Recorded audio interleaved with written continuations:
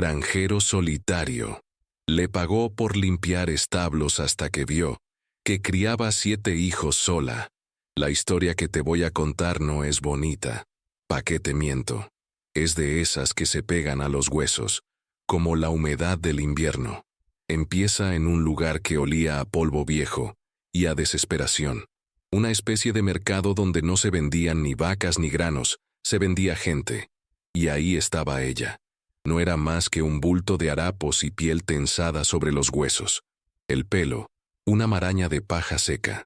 Tenía los pies descalzos, cubiertos de una costra de tierra y sangre seca, y las muñecas estaban rojas, en carne viva, por la soga que la ataba a un poste de madera carcomida. El sol le pegaba en la nuca sin piedad, un martillo constante que la obligaba a mantener la cabeza gacha. A su alrededor, el murmullo de los hombres con las manos callosas y la mirada turbia, que la examinaban como si fuera un caballo viejo. Le miraban los dientes, le apretaban los brazos para ver si le quedaba algo de músculo. Y ella, nada, quieta, con los ojos fijos en un punto invisible en el suelo polvoriento. Era un silencio que gritaba, un silencio que pesaba más que todas las palabras soeces que le lanzaban. No había lágrimas en su cara, ni rabia, ni decepción, solo un vacío inmenso, como si su alma se hubiera ido a esconder a un lugar muy, muy adentro, donde nadie pudiera tocarla. El hombre que la sujetaba por la soga era un tipo gordo, sudoroso, con una sonrisa a la que le faltaban varios dientes. Escupía al suelo cada 2 por 3 y pregonaba sus cualidades. Decía que era fuerte, que aguantaba el trabajo duro sin quejarse, que no daba problemas. La palabra comprar sonaba obscena en ese aire viciado, pero era la que usaban todos. La pasaban de una mano a otra como si fuera una herramienta, una pala o un azadón. Uno de los hombres, uno con una cicatriz que le cruzaba la cara, se acercó y le levantó la barbilla con la punta de un cuchillo oxidado. El metal frío contra su piel no la hizo ni parpadear. Él se rió, una risa hueca y fea. «Está casi muerta», dijo. El vendedor sudoroso le dio un tirón a la soga. «¿Qué va, hombre? Tiene más aguante que una mula. Solo necesita un poco de agua y un látigo». Y todos se rieron. La escena era cruda, real. No había adornos ni poesía. Era la simple y brutal verdad de una vida que ya no le pertenecía. El polvo se levantaba con la brisa caliente, pegándosele al sudor de la espalda. Podías casi oler el miedo rancio, el olor a piel sin lavar, el tufo del aguardiente barato en el aliento de los hombres. Ella seguía ahí, un poste de carne y hueso en medio de la nada, esperando el siguiente tirón de la soga, el siguiente dueño. No había esperanza en el horizonte, solo más de lo mismo. Más polvo, más sudor, más dolor, más silencio. Era una cosa, un objeto cuyo único propósito era servir hasta romperse. Y lo peor de todo, lo que te revolvía las tripas, era la normalidad con que todo pasaba, como si fuera lo más natural del mundo, como si ella no hubiera tenido nunca un nombre, una casa, una risa, como si hubiera nacido solo para eso, para estar atada a ese poste, bajo ese sol inclemente, esperando a que decidieran su precio. Antes de seguir con esta historia, que se pone más intensa, déjame hacerte una pregunta. ¿Desde qué parte del mundo nos estás viendo? Me encanta saber hasta dónde llegan estas historias. Deja un comentario abajo con tu ciudad o tu país. Y si esto que te estoy contando te tiene enganchado, suscríbete al canal para que no te pierdas cómo sigue. Dale, te espero un segundo. Y entonces apareció él. No llegó como un héroe de novela, a caballo blanco y con la espada en alto. ¿Qué va? Llegó caminando, despacio, con el paso cansino de quien conoce bien el peso de la tierra. Era un hombre alto, seco como un sarmiento, con la piel curtida por 1000 soles y 1000 heladas. Se le notaba en las manos, grandes y agrietadas, que su vida era trabajar de sol a sol. Se llamaba Silas, aunque en el pueblo le decían el solitario. Vivía solo en una granja apartada, allá donde los caminos se morían y solo empezaba el monte. Nadie sabía mucho de él. solo que no hablaba si no era estrictamente necesario y que sus ojos, de un color indefinido entre el gris y el azul, parecían haberlo visto todo ya. Se detuvo a cierta distancia, observando la escena. No había juicio en su mirada, ni tampoco pena. Era más bien una especie de fastidio, como quien ve algo que está mal, que está fuera de lugar, y le incomoda. Se quedó un rato ahí parado, con los brazos cruzados, una figura inmóvil contra el bullicio de los otros. El vendedor gordo lo vio y le sonrió, enseñando los huecos negros de su boca. Silas, ¿buscas una buena yegua de 2 patas? Esta es la tuya, trabaja como ninguna. Silas no contestó. Siguió mirando, sus ojos pasando del vendedor a la mujer atada, y de la mujer de vuelta al vendedor. Se rascó la barba de varios días. Se podía sentir la tensión. Los otros hombres se callaron un poco, mirándolo de reojo. El solitario tenía fama de ser un hombre tranquilo, pero de esos a los que no conviene provocar. Finalmente, Silas dio un par de pasos al frente. El polvo se levantó perezosamente a sus pies. No dijo «¿Cuánto pido?» ni «¿Está en venta?». Dijo una sola palabra, con una voz rasposa por el desuso. «Suéltala». El vendedor se rió, una risa nerviosa. «¿Qué dices? Esto es un negocio, amigo». Silas no se inmutó. Metió la mano en el bolsillo de su pantalón raído y sacó un fajo de billetes arrugados. No los contó. Simplemente los tiró al suelo, a los pies del hombre gordo. Cayeron con un sonido sordo sobre la tierra seca. «Eso», dijo Silas, «cubre tus problemas». Se agachó, sacó un cuchillo de su bota, uno pequeño y afilado para cortar cuero, y de un solo tajo cortó la soga que ataba las manos de la mujer. La sobia cayó al suelo, inerte. Luego, sin mirarla, solo le hizo un gesto con la cabeza, un movimiento corto y brusco, que significaba «sígueme», y se dio la vuelta y empezó a caminar, sin esperar a ver si ella lo obedecía, sin mirar si el otro recogía el dinero. Daba por sentado que el asunto estaba zanjado. Ella se quedó un momento quieta, parpadeando, como si la luz del sol de repente fuera demasiado fuerte. Se frotó las muñecas, con un gesto lento, casi automático. Miró al hombre gordo, que ya estaba de rodillas recogiendo los billetes con avidez, y luego miró la espalda ancha y seca del hombre que se alejaba. Y sin pensarlo, sin decidirlo, sus pies empezaron a moverse. Un paso, y luego otro, siguiendo a esa extraña y silenciosa figura que se la llevaba de allí. No hubo palabras, ni gracias, ni promesas. Solo la acción cruda y directa. Un cuchillo, unos billetes en el polvo y una espalda a la que seguir. El camino a su granja fue en silencio. Un silencio denso, pesado, roto solo por el sonido de sus pasos sobre la tierra y el silbido del viento. La granja de Silas no era un lugar alegre. Era funcional, austera, casi brutal en su simplicidad. Una cabaña de madera oscura, un granero que había visto mejores días y corrales hechos con postes desiguales. Todo olía a tierra mojada, a heno y a soledad. Al llegar, Silas no le dio la bienvenida. Fue directo a la bomba de agua manual que había junto a un abrevadero de piedra. La accionó un par de veces hasta que el agua salió con un chorro herrumbroso, y luego clara y fría. Le señaló la bomba, luego un trozo de jabón áspero que había sobre una piedra. El mensaje era claro: «Límpiate». Mientras ella se lavaba la cara y los brazos con torpeza, sintiendo el escozor del jabón en los cortes, él entró en la cabaña. Cuando ella terminó, con el agua fría goteándole del pelo y la cara, lo vio salir con un cuenco de metal en la mano. Se lo tendió. Dentro había un estofado espeso, de frijoles, y algún tipo de carne de caza. Humaba, y el olor, para alguien que solo había conocido el hambre, era abrumador. Ella cogió el cuenco con manos temblorosas.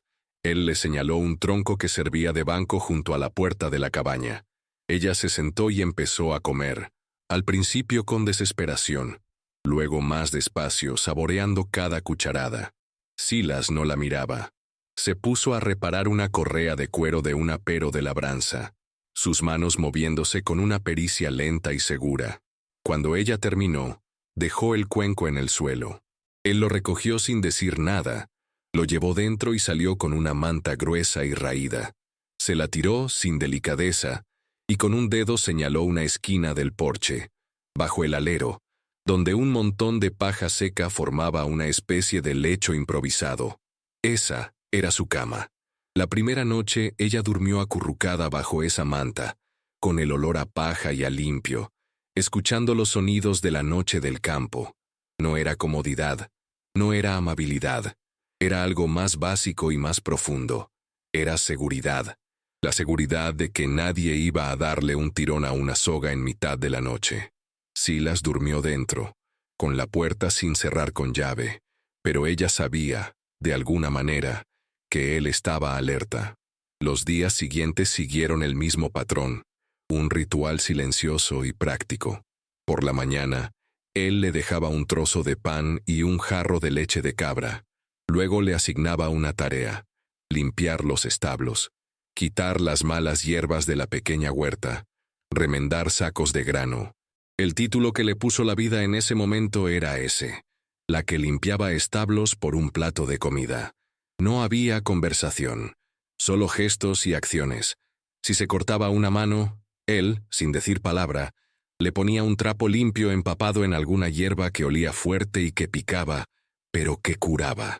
Si una herramienta era demasiado pesada, él la cogía y terminaba el trabajo. La confianza no se construyó con palabras amables ni con sonrisas. Se construyó con la fiabilidad de un plato de estofado caliente al final del día, con la certeza de que la manta seguiría en su sitio por la noche, con el ritmo constante y predecible del trabajo. Era una confianza cruda, forjada en la necesidad y en la acción compartida.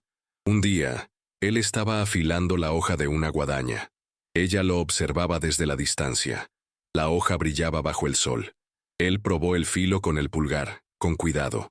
Luego levantó la vista y sus ojos se encontraron por un segundo. Él no apartó la mirada. Solo asintió, un gesto casi imperceptible, y ella entendió que, en ese lugar desolado, bajo el mando de ese hombre silencioso, por primera vez en mucho tiempo, estaba a salvo. Pasaron las semanas, marcadas no por los días del calendario, sino por las lunas y el ritmo del trabajo en la granja. El silencio entre ellos seguía siendo la norma, pero ya no era un silencio vacío. Estaba lleno de cosas no dichas, de un entendimiento que no necesitaba palabras. Una tarde, el cielo se puso de un color plomizo y empezó a llover. Una de esas lluvias torrenciales que convierten la tierra en barro. Se refugiaron en el granero. El olor a heno húmedo y a tierra mojada llenándolo todo. Estaban sentados en fardos de paja opuestos, escuchando el golpeteo del agua contra el techo de madera. Silas tenía la mirada perdida en la lluvia. Su rostro, por lo general una máscara impasible, parecía más suave a la luz tenue del granero. Cerca de donde él miraba, al pie de un viejo roble, había 2 montículos de tierra cubiertos de hierba, con 2 simples cruces de madera sin nombre. Ella los había visto muchas veces, pero nunca se había atrevido a preguntar. Fue él quien rompió el silencio. Su voz sonó extraña, como una puerta oxidada que se abre. «Ahí están», dijo, sin apartar la vista de las tumbas, «mi mujer y el niño». No dio más detalles. No dijo cómo ni cuándo. Solo esas palabras, «mi mujer y el niño». Y en esa frase estaba contenida toda una vida de dolor. Se hizo un silencio largo, en el que solo se oía la lluvia. Ella tragó saliva, y entonces las palabras empezaron a salir de su propia boca, como si hubieran estado esperando justo ese momento, esa pequeña grieta en el muro de silencio de él para poder escapar. «A mí me vendió mi padre», dijo, con la voz temblorosa al principio, luego más firme. Dijo que yo era una boca más que alimentar, que no había suficiente. Se bebió el dinero en la taberna del pueblo. Las palabras salían a borbotones, sin orden, un recuento crudo y directo de su pasado. Habló de su madre, muerta de cansancio y de pena. Habló de sus hermanos, dispersos, perdidos. Habló del primer hombre que la compró y del segundo. No se quejaba, no lloraba, solo contaba los hechos, uno tras otro, como si estuviera leyendo una lista de la compra. Era una confesión brutal en su simplicidad. Él la escuchaba sin moverse. Su rostro seguía siendo una sombra, pero ella sentía, por primera vez, que alguien la estaba escuchando de verdad, que sus palabras no se las llevaba el viento. Cuando terminó de hablar, se quedó sin aliento, vacía. Silas se levantó, caminó hacia una pila de mantas viejas y sacó una, más limpia y menos raída que la que ella usaba. Se la ofreció. «Hará frío esta noche», fue todo lo que dijo. Pero en ese gesto, en esa frase simple, había un reconocimiento. Él tenía sus fantasmas bajo el roble, ella llevaba los suyos en la espalda. El dolor compartido no los hacía amigos, no los hacía amantes, los hacía iguales.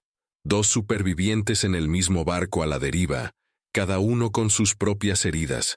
Pero ahora, al menos, sabían que no estaban solos en la tormenta. La lluvia amainó, pero algo había cambiado para siempre en el aire quieto del granero. La paz, o esa versión cruda de la paz que habían encontrado, no estaba destinada a durar. Los problemas rara vez se conforman con una sola visita. Una mañana, mientras Silas arreglaba una cerca en el límite de sus tierras y ella recogía huevos del gallinero, oyeron el sonido. El galope de varios caballos acercándose rápido. No era un trote de vecinos, era un galope de urgencia, de violencia. Silas se enderezó, la mano instintivamente yendo hacia el hacha que llevaba en el cinto. Ella se quedó helada junto al gallinero, con la cesta de huevos en la mano. Aparecieron por la loma. Eran 3 hombres. Uno de ellos era el tipo de la cicatriz en la cara, el que la había amenazado con el cuchillo en el mercado. Venían a por lo que consideraban suyo. «¡Silas!», gritó el de la cicatriz con una voz burlona. «Hemos venido a cobrar una deuda. O nos devuelves a la chica, o nos pagas lo que creemos que vale. Y creemos que vale mucho». Se detuvieron a unos 20 metros, sus caballos piafando nerviosos. La situación era puro peligro. 3 contra 1. Silas no respondió. Solo se quedó ahí, una figura plantada en la tierra, el hacha colgando de su mano, firme, sólido. Ella, desde el gallinero, sintió una oleada de terror helado, el mismo terror que había sentido en el mercado, pero esta vez era diferente. Vio la espalda de Silas, vio su quietud, y algo dentro de ella se movió. No era valor, era instinto. Dejó la cesta de huevos con cuidado en el suelo. Sin hacer ruido, retrocedió hacia el interior del cobertizo de herramientas que había junto al gallinero. Sus ojos buscaron algo, cualquier cosa. Sus manos se cerraron sobre el mango de una horca de heno, pesada y con las púas afiladas. Silas dio un paso al frente. «Aquí no hay nada para vosotros», dijo con su voz grave. «Largo de mis tierras». El de la cicatriz se rió. «¿O si no qué, viejo? ¿Nos vas a dar con ese palito?». Y espoleó a su caballo para avanzar.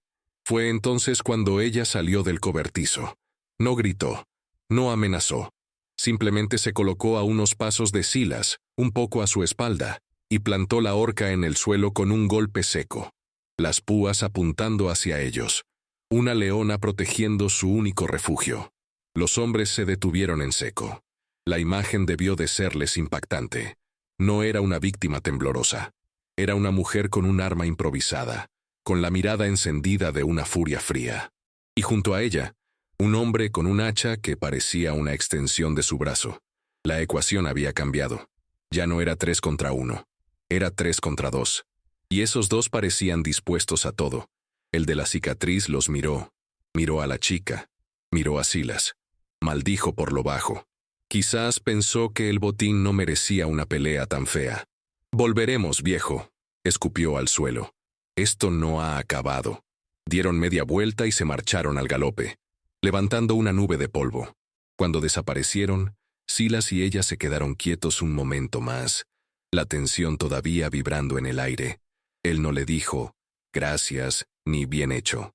Simplemente se dio la vuelta, recogió su martillo y siguió clavando la cerca. Ella, con el corazón todavía martilleándole en el pecho, volvió al cobertizo, dejó la horca en su sitio y fue a recoger los huevos. Ninguna palabra. No hacía falta. Habían enfrentado la amenaza juntos. Habían sido una unidad. Y en esa acción silenciosa, su vínculo se había soldado con fuego. Después de la visita de aquellos hombres, algo cambió de forma definitiva. Ya no eran solo un hombre y una mujer compartiendo un techo por necesidad. Eran dos personas que se cubrían las espaldas. El vínculo se profundizó no con palabras dulces, sino con la dura moneda de la lucha diaria. Se convirtió en una danza silenciosa de apoyo mutuo. Él empezó a enseñarle cosas, no como un maestro a un alumno, sino como un artesano le pasa el conocimiento a otro.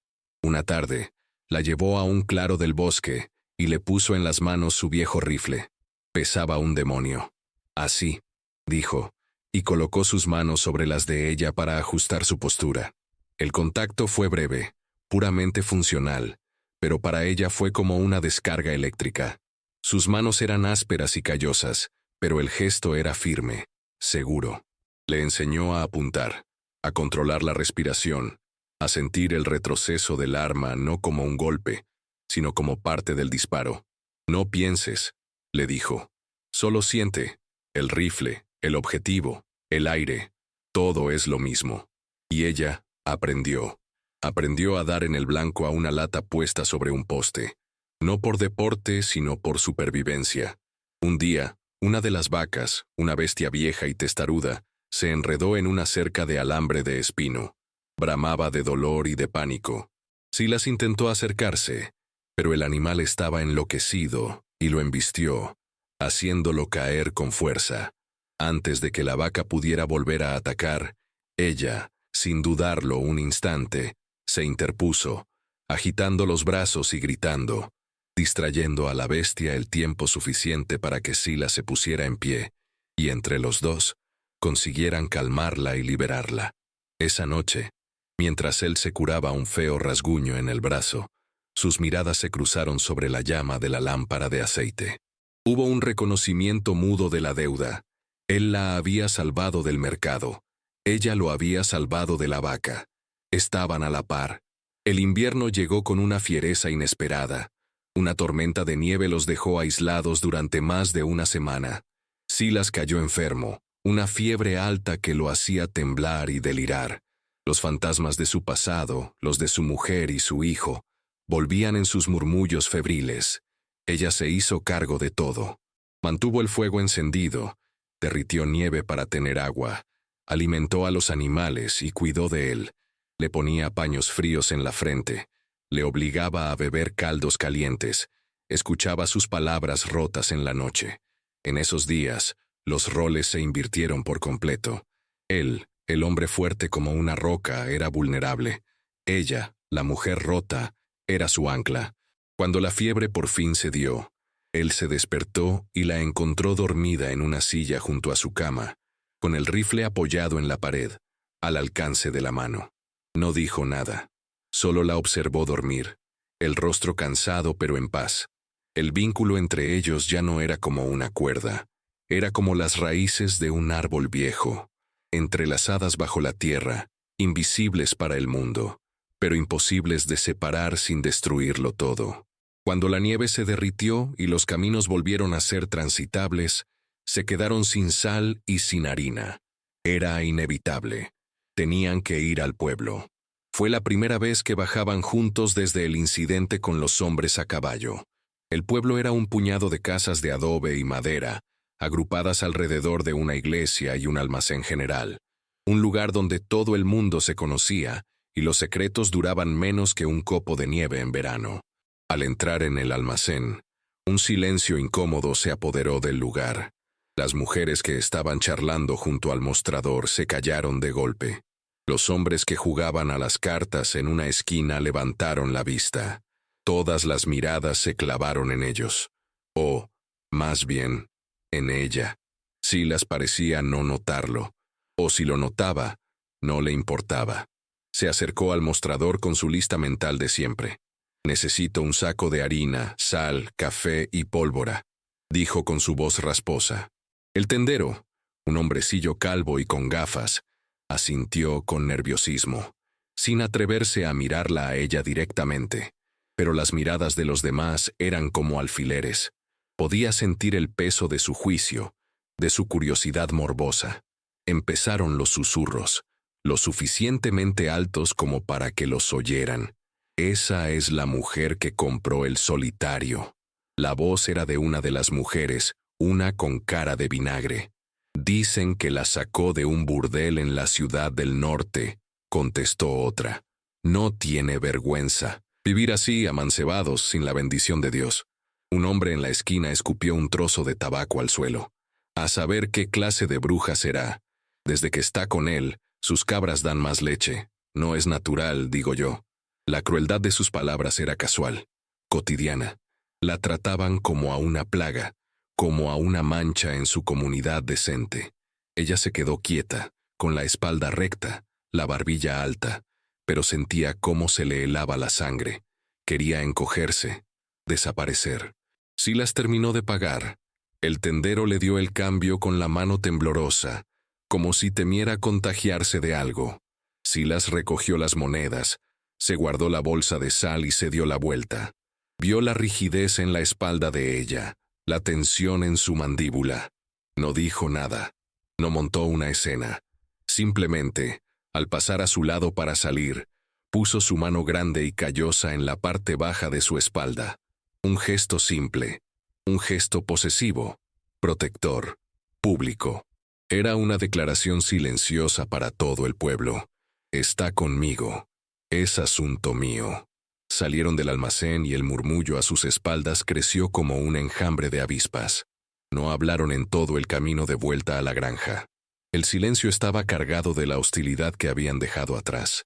El mundo exterior, con sus reglas y sus juicios, había chocado contra su pequeño refugio, y ambos sabían que, tarde o temprano, ese choque sería mucho más violento. La violencia no tardó en llegar. Sucedió en su siguiente viaje al pueblo. No podían vivir aislados para siempre. Necesitaban semillas para la siembra de primavera. Esta vez, la hostilidad no fue solo de susurros. Fue abierta, agresiva. Mientras Silas cargaba los sacos en la carreta, ella esperaba a un lado, intentando hacerse pequeña, invisible. Fue entonces cuando un grupo de hombres salió de la cantina, envalentonados por el alcohol.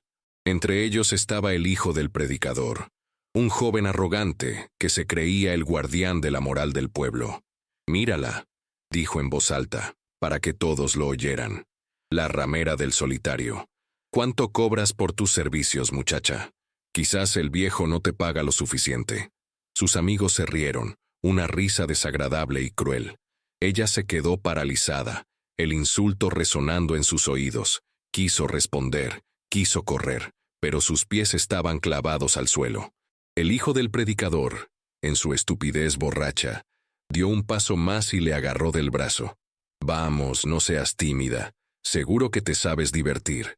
Ese fue el límite, la línea que nunca debió cruzarse. Silas, que estaba atando el último saco, se detuvo. No se giró bruscamente. El movimiento fue lento, deliberado. Dejó la cuerda en el suelo, se enderezó y se giró. La expresión de su cara no era de ira, era algo mucho peor. Era una calma absoluta, una quietud mortal. Cruzó la distancia que los separaba en 3 zancadas largas y silenciosas. El hijo del predicador todavía no se había dado cuenta del peligro. Seguía sujetando el brazo de ella, sonriendo con aire de superioridad. Silas no dijo una palabra. Su mano se movió con la rapidez de una serpiente. No fue un puñetazo, fue una bofetada a mano abierta, un golpe seco y sonoro que resonó en toda la plaza. La cabeza del joven chasqueó hacia un lado y cayó al suelo como un saco de patatas, sorprendido y humillado. Sus amigos retrocedieron, la borrachera evaporándose de golpe.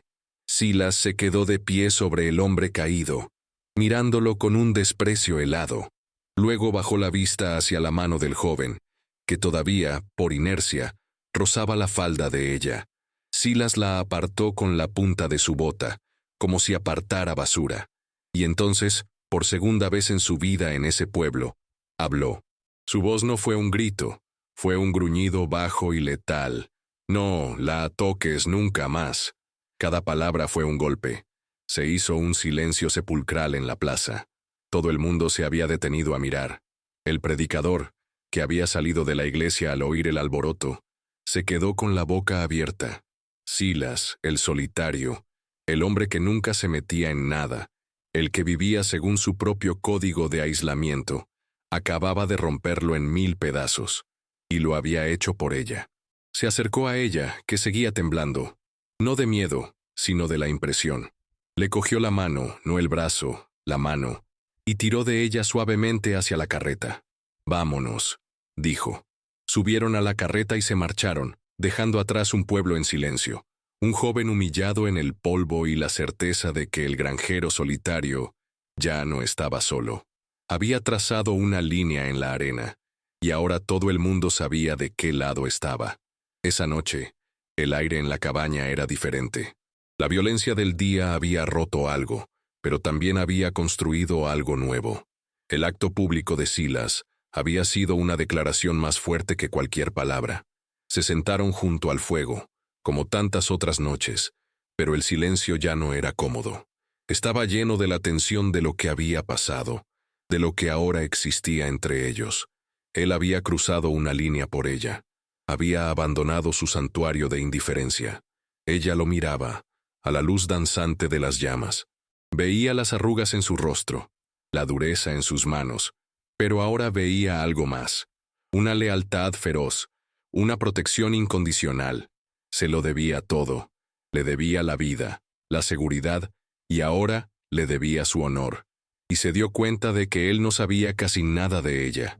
Sabía de su venta, de su pasado inmediato, pero no sabía quién era ella en realidad.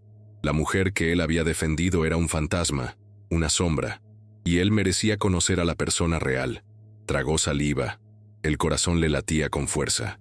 Era el momento de la confesión final, la más grande, la más pesada. «Silas», dijo en voz baja.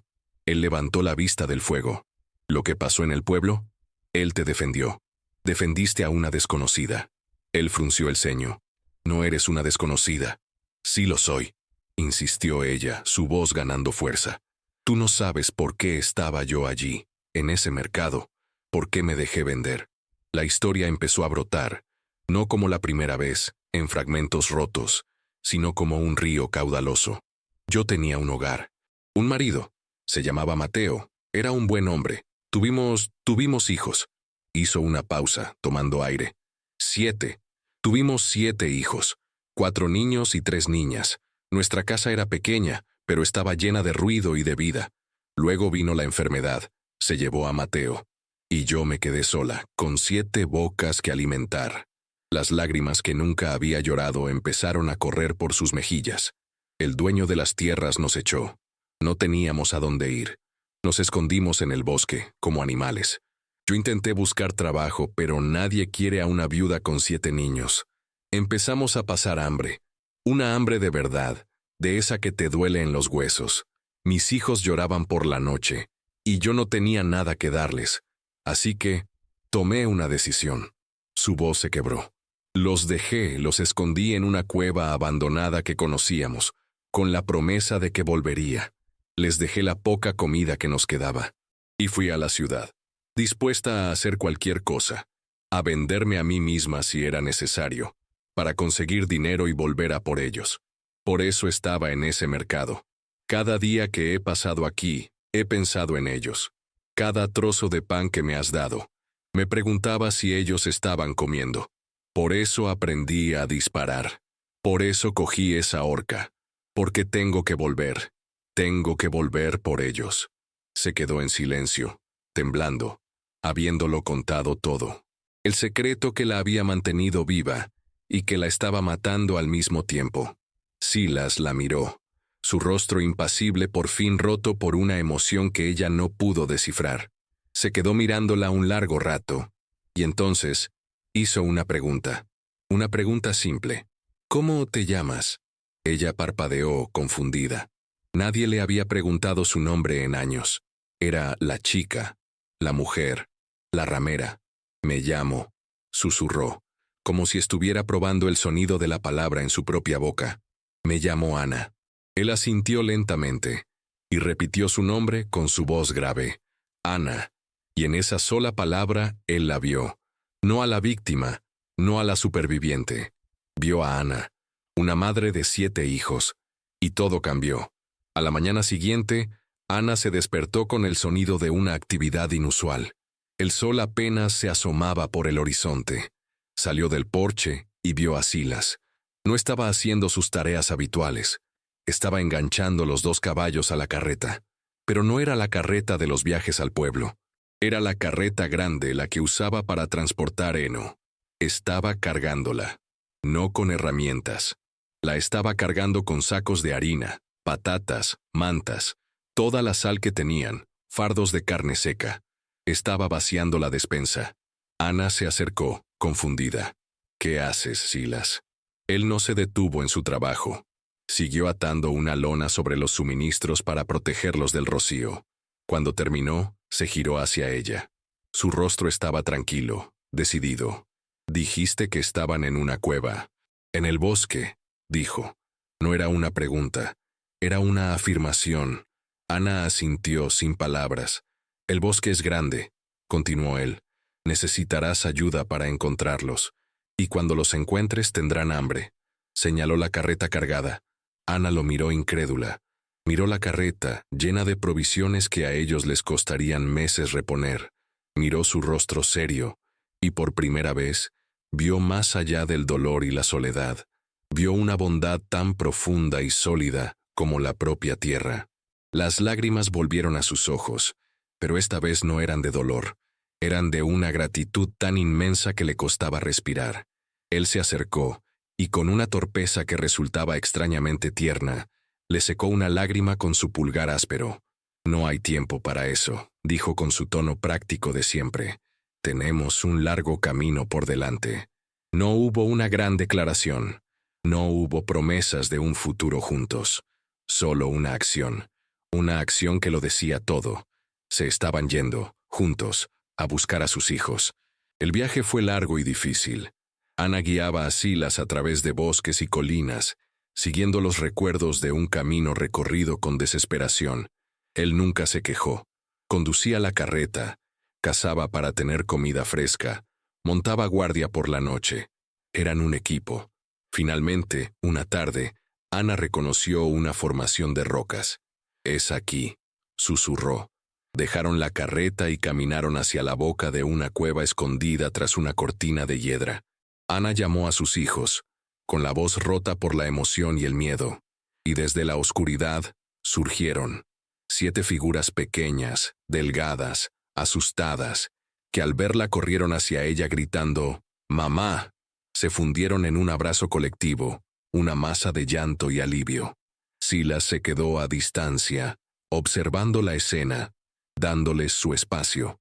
Más tarde, alrededor de una gran hoguera, mientras los niños comían por primera vez en semanas hasta saciarse, el mayor de los hijos se acercó a Silas con timidez. Silas, sin decir nada, sacó de su bolsillo un pequeño trozo de madera y su cuchillo, y empezó a tallar un pajarito. Se lo dio al niño. El niño sonrió. Uno por uno, los demás se acercaron, y él les fue dando pequeños tesoros de su bolsillo, una piedra lisa, una pluma de halcón. Ana observaba con el corazón lleno.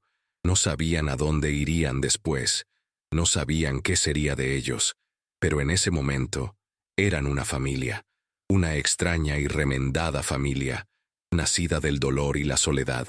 Antes de acostarse, Silas se acercó a Ana. Metió la mano en un saco y sacó un puñado de semillas de girasol. Se las puso en la palma de la mano. «Para cuando encontremos un lugar donde quedarnos», dijo, «para plantar un jardín».